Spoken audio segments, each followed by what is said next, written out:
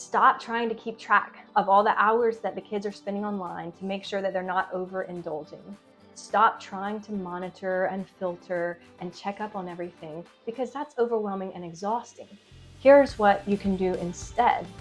Not even have it to begin with.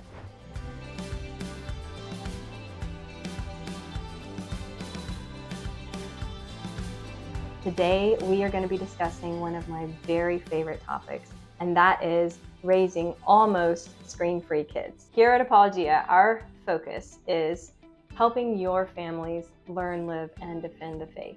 And so as part of that mission, we wanted to facilitate some discussion. So as I was thinking, what would be a great first topic to discuss together?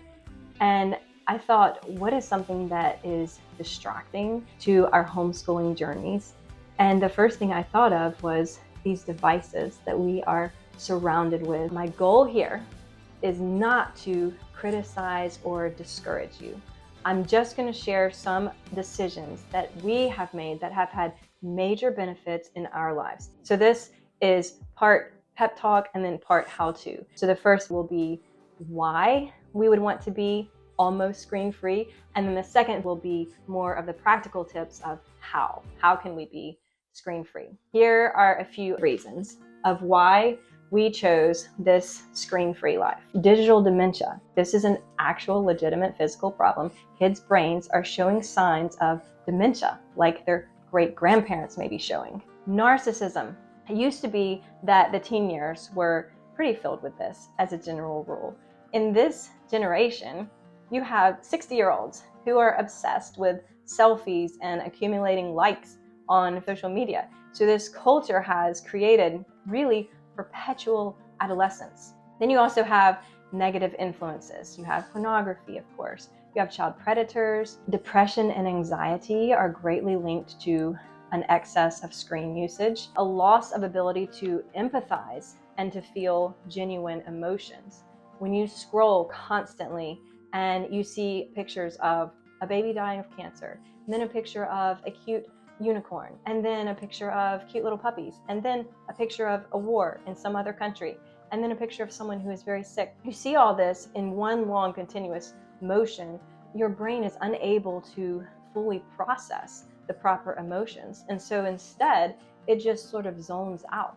And the result is utter apathy and a lack of empathy about tragedy. Or the opposite can happen, where we can become so consumed with all the negative news of media and anxious and depressed because of all that we see and all that we are taking in. The reality is we aren't designed to know every detail about everything that's going on in the world. We aren't designed to be able to carry that burden of all the suffering and the anguish. We don't have the capacity because we are finite human beings. The overuse and the constant use of screens can lead to spiritual apathy. The old-fashioned word for this is acedia, and it actually means spiritual laziness. It's a neglect of our souls. In Psalm 119:37, it says, "Turn my eyes from looking at worthless things and give me life in your ways." So this is our number one goal, to remind ourselves, as we remind our children, that life comes from God, from worshiping Him alone, not the idols of comfort or pleasure or lust or popularity that are offered to us by the world through these devices. Ephesians 5:16 tells us to redeem the time because the days are evil. If there have ever been evil days in this world, it is now. Now is the time for us to live soberly, righteously, and godly in this present world. Now, does that mean that we can't have any fun? No, of course not. But what is truly fun? What is truly relaxing? We should change our definition of fun. So let's inventory our own screen usage. When we are binge watching Instagram videos or scrolling mindlessly on Facebook, we're not really having fun. Our brains are not relaxed and refreshed. They are drained of energy. Well, then we feel guilty and we feel discouraged about our addiction or our wasted time, which in turn leads us to reach for something else to fill that sadness or that disappointment, right? Which is often more scrolling or more binge watching. So it can become a very vicious cycle. Just because everyone else is doing something does not make that thing normal. It is not normal for kids to spend hours and hours in front of a device, or to be up at midnight scrolling through pictures of their friends, or to be spending more time staring at a screen than engaging in the life that's happening right around them. But you know what is normal? Is kids building forts in the backyard, kids writing stories and drawing pictures, creating imaginary worlds. It's normal for kids to play in the mud, to sing, to play checkers, to invent their own games. It's normal for kids to work hard, helping families out in the backyard, to do physical labor and be exhausted in a good way at the end of the day. It's normal to think coherent thoughts that aren't interrupted by the ringing and the pinging of our technology. These are all normal things. This is what kids did for generations before the advent of all this technology. One question that I often ask myself is, what do I really want for my children? We are all gonna have regrets. It's just inevitable. It is totally unavoidable. We are going to regret some things. But what is something that we won't regret? You are never gonna look back and say, you know what I really wish? I really wish I had given my kids a little more screen time, or I wish I had given it to them a little earlier in life. We're never gonna say that. So what do we want for our children? We want a life that is filled with the things of God that are true and the things that are good and beautiful. We want our children to have a life oriented towards God, not oriented towards self, which the screens can often lead to an inward life of self-obsession. All the negative things we've already mentioned, the jealousy, the envy, the low self-esteem, the apathy, the acedia, spiritual laziness, all of that is greatly emphasized by an overuse of screens. And yet when we pull away and we see the beauty and the goodness and the grandeur of God, we can have a life more fully pleasing to Him. So this is some short practical tips for how we have tried to encourage a screen-free life in our homes. A final word of encouragement, and that is to give yourself grace. There are definitely seasons of life when it is just harder, when you have a lot of young kids and your time is very much being pulled in all different directions. I am right there with you, truly. So do not fall into mom guilt, and do not beat yourself up thinking, oh, I've done everything wrong. I have failed and now there's no hope for my kids turning back from this screen addiction. It's not the case. It's not the case at all. There is no perfect way to parent, because there are no perfect parents and there are no perfect children. So this is not a list of rules of things that you must do, and if you accomplish them, then your kids will turn out great and terrific. This is just helpful tips that you can implement in your life. Tip number 1, don't use devices as a reward. If we are using screen time as a reward for our children, we are then elevating it to an even more desirable position than what it already naturally is. Most of us probably would not reward our kids with jelly beans every day, because we instinctively know that it is not good for them. So in addition to not using it as a reward, also don't use it as a punishment. So don't say, I'm going to take away your screen time today if you don't get, your homework done, or if you don't get your bed made. It's the same concept as offering it as a reward. When we are using that as a threat of punishment, taking away their devices, then we are still elevating it to a position of great desire. It's better if they are just not even thinking about it at all. So take away some of that power of the screen. Try to step back from using it as a threat or as a reward to get your kids to do what you want them to do. Number 2, stop trying to monitor all these devices. Just stop doing it. Stop trying to keep track of all the hours that the kids are spending online to make sure that they're not overindulging. Stop trying to monitor and filter and check up on everything, because that's overwhelming and exhausting. Here's what you can do instead.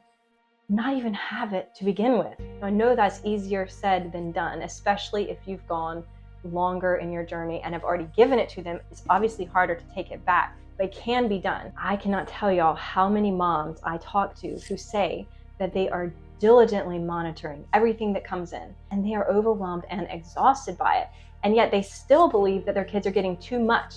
They're very discouraged by the battle, and yet the kids are still begging and demanding and pressuring for more because they're not content. So do you want to know how many sleepless nights I have spent worrying about my kids' intake of social media?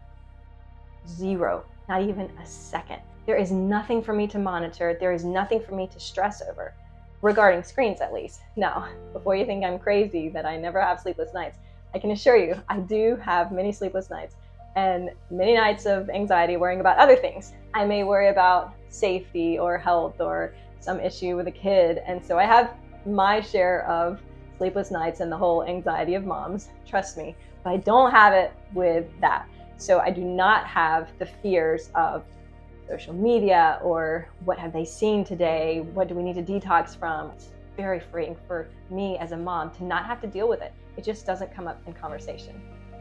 So my advice is, as much as possible, get rid of these devices and live a peaceful life. Tip number 3, evaluate when and why you typically give your kid devices. Let's be totally honest. If we have a set time where we allow our kids to be online, how diligent are we really to turn it off whenever that time is up? I get it, because as parents, it is hard. It's hard keeping them entertained, and when they're irritating or annoying or fighting or too loud, I know it's hard. But if we give ourselves a brutally honest assessment, often when we give our kids screens, it's not because we believe it will grow their character or make them more virtuous people. Often our reasons are just to kind of keep them out of our hair or keep them quiet. A lot of times I think parents give their kids these devices simply because they actually want to spend a few minutes with their own internet addiction, which brings up my next tip. Number 4, stop using screen time as a reward for yourself. The best way to raise a screen-free kid is, as much as possible, and I know it's not totally possible, but as much as possible to be a screen-free mom. You can model that self-restraint for them and thus reveal to them that there are other interests and there are other endeavors far more worthy of our time and attention. Some moms may feel guilty because they struggle with an addiction to these devices as well. And so they feel hypocritical if they refuse to let their kids have devices, but yet they themselves are struggling with an addiction. But there is no need to feel that way either, because you can still be the mom and say, look, I'm working on my screen time as well, and it's hard for me to pull back too, but I can see some things that are not good for you. I'm going to help you as I'm trying to help myself. So you're still the adult. It is okay if you're still dealing with something while you're trying to address the struggle in your own life. Tip number 5, hold the line. Now, it's hard if they are accustomed to daily screen time. That's going to be tough pulling it back, but it can be done. They might whine and complain, but that is to be expected. If you hold the line in love, with kindness and grace, and with explanation of why you want to do this for them, they will appreciate it, especially as they grow older. They will see and value that in their life as they look back and say, I'm really glad that my mom helped me in that area. Number 6, give them something better. None of these other tips will work at all if you don't also have number 6 here. One of my favorite Puritan preachers was Thomas Chalmers, and he spoke of what he called the expulsive power of a new affection. And part of what that means is, in order to drive out a negative influence or an addiction in your life, the best way to do that is to bring in a new affection. Fill that void with something better. A new and better love drives out that base and destructive love. Here's how you can replace the screen in your life. Encourage a hobby, encourage many hobbies. Get them art books and whittling books and music books. Get them harmonicas and guitars. Do sports, do ballet, play games as a family. Make bread, bake cakes, go on a run together. Let them build their forts in the living room. Teach them how to create things instead of consuming. Because when we become consumers, it really drains us of our creativity and our energy and our feelings of self-worth because we aren't contributing. Give them real jobs of importance and then let them feel the joy of a task accomplished well. Our kids get just one childhood, and maybe, just maybe, when they are grown, they may have established self-control, and they may have, by that point, discovered hobbies that are life-giving and talents that they enjoy and bring purpose to their lives. And maybe they will be less susceptible to the addictive internet habits and maybe have more maturity to resist the pull of that wasted life. And again, nothing is going to ensure that you have perfect children and that life turns out perfectly and that your children are not ever going to deal with a screen addiction. There's no guarantee of that. This is not a list of rules that if you follow, everything's going to turn out perfectly. This is just some helpful ideas that have helped us in our journey. We hope that it has encouraged you as you pursue a life that glorifies God and as you help your children learn, live, and defend the faith. Thank you so much for joining me, and I pray that God will bless you and your family in your homeschooling journey. Thank you.